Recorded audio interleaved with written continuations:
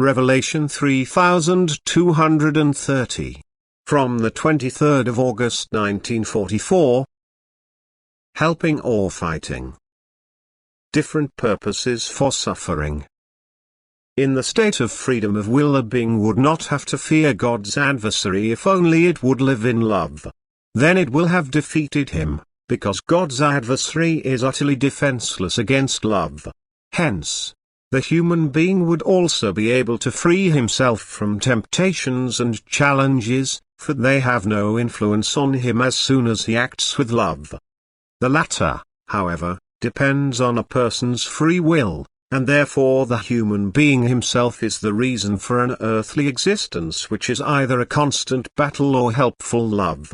God knows every person's heart and gives the human being what he needs, but he also lets a person go short if he does not require his help, his comfort and his counsel, because he inwardly opposes him and therefore does not exercise love, which demonstrates his God-devoted will.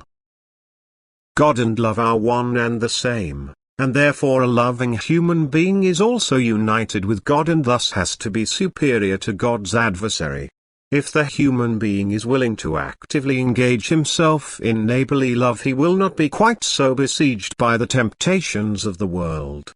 He effectively has already overcome them, which, however, does not rule out that he will have to endure suffering, because suffering is not only intended to lead a person to God whose will is still turned away from God, but it shall also purify the person who strives towards God. However, the suffering in these two stages is experienced differently.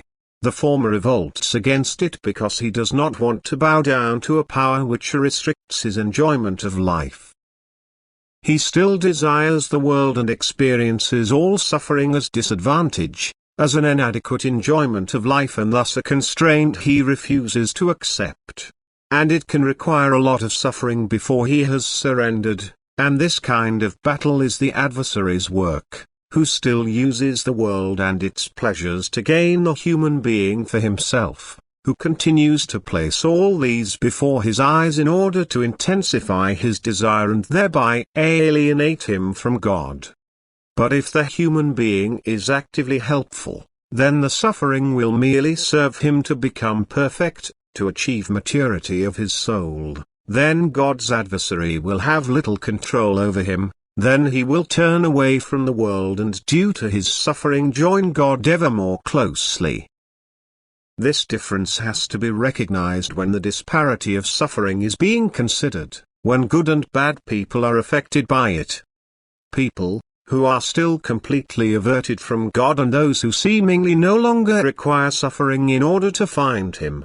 Each time the suffering serves a different purpose, yet the final purpose is the complete union with God. The greatest danger for the human being is his inclination towards the world and his lack of love, for then he will still be wholly enslaved by the one who wants to ruin him. And then he will need strict teaching methods in order to change. Only when his inclination towards the world subsides can love ignite in him. And then the suffering can take on different characteristics, yet it cannot be entirely spared to him as long as the soul is not totally purified. Practicing neighborly love is therefore a decisive factor for his degree of development. It is a decisive factor for the intensity of his suffering, for wherever love is practiced, and thus where God is present himself, the suffering will be more bearable because the human being will be able to receive God's emanation of strength, and therefore the suffering will not depress him as much. He need not fight any more but only bear it and wait for God's help, which will remove all suffering from him when the time is right. The human being must be helpful or fight, and namely in accordance with his will and his ability to love.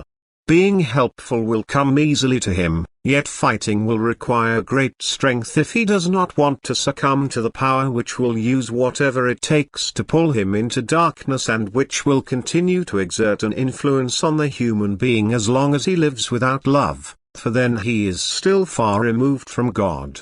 Only love sets him free from this power, only love makes him strong, For the loving human being is united with God and receives his strength from him in order to defeat the adversary.